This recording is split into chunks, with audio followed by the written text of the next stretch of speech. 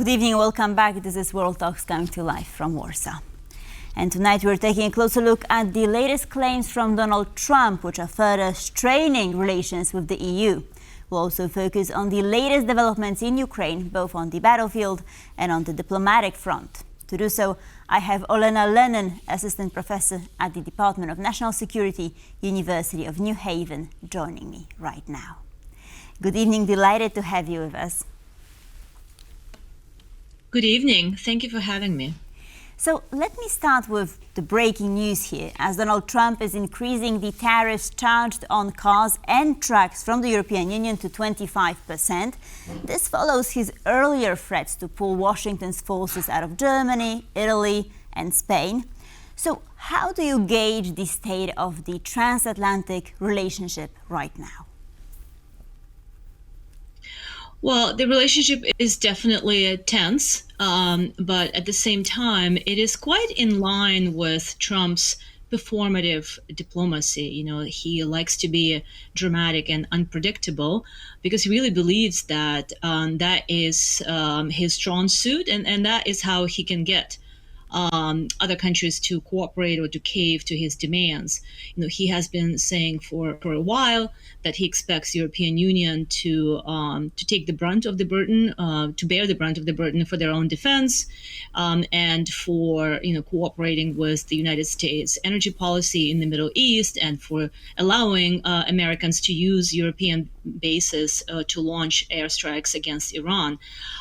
So he is, using his, his conventional, at this point, conventional methods of increasing tariffs and leveraging economic pressure, because at the end of the day, economic power is one way in which the United States can leverage against the European Union and force them to submission, as it were.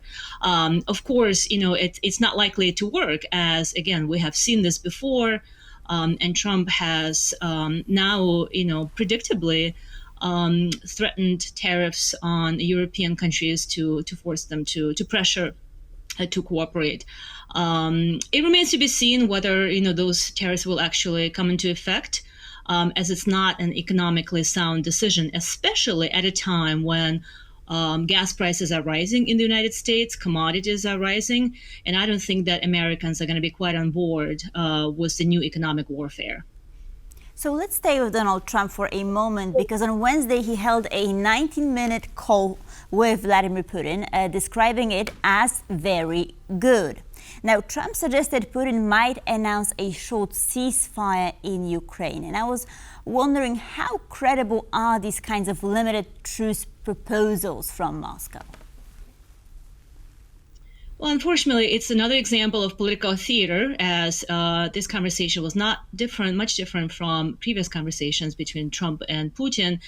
There was a short break while between all these talks, managing the war in Ukraine because of the escalation in the Middle East and the Strait of Hormuz blockade. So, but now they're back at it, and I think Trump is just really desperate to show progress, to show that he's still managing all these international crises. And he's trying to approach the war between Russia and Ukraine as a crisis management, not as a political resolution of the war. So he's interested in showing at least some progress and at least one area of foreign policy, because so far his track record in foreign policy has been quite, bad. He has not been able to solve any of the foreign, crises, international crises or wars that he has claimed to have solved. So I think he's back at the Russia-Ukraine problem set to show progress, but also to signal that Russia is a great power that is part of the solution to the international energy crisis and to the economic collapse, because this is a way to normalize great power diplomacy and great power cooperation, and once again to show that at the end of the day, all these crises that the United States is trying to solve or to manage are connected. That Iran, Ukraine, the broader Middle East region are all connected problem sets, and great powers such as the United States and Russia should work on it together. So this plays into Russia's hands, but for Ukraine, the question remains in sequencing. A temporary ceasefire is not going to cut it for Ukraine because they need to know how this ceasefire will be sequenced. What will come first? Will Russia actually be held to a commitment to a ceasefire with some, security guarantees that could be reliable, or is this just another promise that Russia will use to buy time and to regroup and rebuild their military? And as you mentioned, the Middle East is an important part of the puzzle. So following the Monday visit of Abbas Araghchi to Moscow, Trump allegedly indicated in this recent phone call with Putin that he wants Putin to focus on ending the Ukraine war rather than engaging on Iran. So how likely is Putin to listen? Well, I think that, again, plays into Putin's hands because he wants to handle the Ukraine war single-handedly. He is interested in a unilateral solution, which is Ukraine's surrender. So at this point, with Trump being so bogged down in the Middle East, I think Trump is just really tired of having multiple dilemmas on his administration, and then he's willing to hand it over to Russia to manage the Ukraine war however they see fit. Again, this will only prolong the war because Ukraine has agency and Ukraine is not willing to surrender territories, which I think would be Trump's preference. So again, like I said, this is it's not a new development. I think Trump is just trying to show progress in at least one foreign policy arena.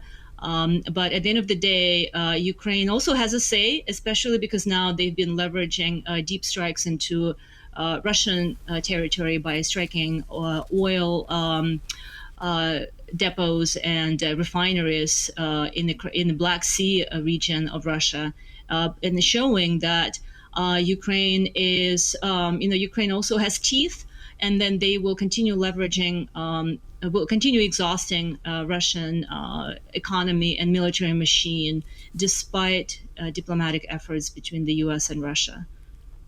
So let's zoom in on the delayed $400 million for Ukraine, as U.S. Defense Secretary Pete Hegseth on Wednesday said the $400 million in Ukraine support was released. This comes after Republican Senator Mitch McConnell wrote an angry op-ed criticizing this stall in funding. So do we know when this money will actually be on the ground? We don't know for sure yet, but there's definitely support. At least, there's checks and balances in place where Congress is really trying to, continue providing military aid to Ukraine because it is still in the American interest to make sure that Ukraine can sustain this aggression and that the Ukrainian forces do not collapse. As at the end of the day, it will not necessarily serve the American interest in the region if the Russians launch another summer offensive on Ukraine, and Ukraine doesn't have ammunition and military supplies to resist. So it will only exacerbate Ukraine's situation and will cost more in the end. So I think that currently between Iran and the Ukraine military aid, Congress is really trying to push back and to reestablish checks and balances and to prevent the executive power from unilaterally conducting foreign policy. There's, again, support for Ukraine remains a bipartisan issue.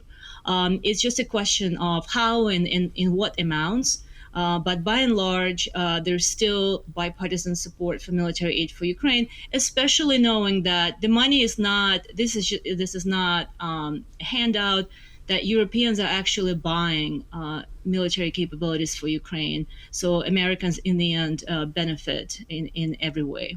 Mm-hmm. And in an interesting exchange that followed this release of funds, so to speak, a Democratic representative from Maryland, Sarah Elfred, said that Ukraine has stepped up perhaps more than any other ally for us in the Middle East.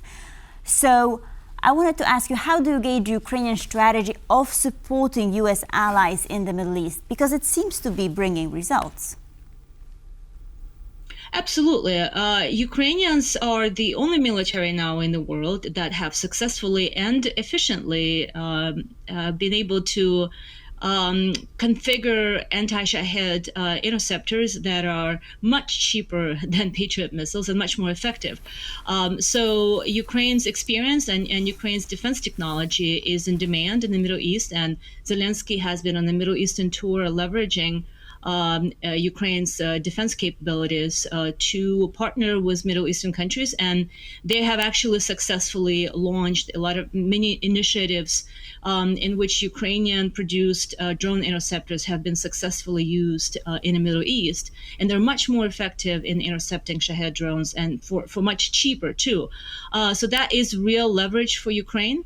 Ukraine is a strategic partner to a lot of Middle Eastern countries that actually are now attacked by Iranian Shahed drones. And it is something that, Ukraine is a force to reckon with, and a lot of Middle Eastern powers are actually they're fully understanding the role of Ukraine in being a defense and strategic partner. And Ukraine now plays a critical role in defending American militaries and American bases from Iranian Shahed drones. So definitely Ukraine has gained more leverage as a result of its know-how and expertise in air defense. But they need, their own air defense needs still remain unmet because Russia continues leveraging airstrikes against the entire Ukraine. Anywhere the average of 400 drone and missile strikes a day. So Ukraine's resources are depleted, and it needs a lot of direct investment into its defense industry. But I think that that the Zelensky administration are really making the most of this momentum to once again reinforce that Ukraine is a strategic partner that is willing to come on board and help U.S. allies in the Middle East to defend against Iran, which also is aligned with Russia, that Ukraine is fighting alongside America and its allies against a common enemy. So let's turn to the battlefield for a moment, because Russia has hit Odessa and Ternopil again, from what I gathered, killing at least 2 people now. So at the same time, Ukraine is striking Russian oil sites, as you've mentioned, with Volodymyr Zelensky saying Moscow losses now total $7 billion US for this year alone. Now, Zelensky is also boosting military pay in the latest move. But will it be enough? And how serious is the manpower shortage, both in Ukraine and in Russia? Right, you're right. It remains to be a war of attrition. At the end of the day, Russia still has manpower advantages, and Ukraine is trying to offset that disadvantage by leveraging their deep strike capabilities onto Russian energy infrastructure and military infrastructure. But at the end of the day, because there are no significant gains on the battlefield, and this remains to be a slow grinding war of attrition, the only thing that Ukraine can do right now, short of liberating occupied territories, is really denying Russia an ability to expand their territorial campaign, military campaign in Ukraine, and B, take advantage of the current oil crisis to make more money off of selling Russian oil. Mm-hmm. So the Russians are enjoying quite a moment right now where Russian oil is in demand because of the Strait of Hormuz blockade. So the Ukrainians are now trying to deny Russia that revenue and that momentum and prevent them from rebuilding their military machine on the cheap to gain advantage in this war of attrition. But again, this remains to be a brutal attritional war where both Russia and Ukraine are just trying to exhaust each other because Ukraine's manpower disadvantages remain very real. Olena, thank you so very much for joining us this evening. Olena Lennon, much appreciated. Thank you. And thank you for watching World Talks. Please stay tuned for more here on TVP World.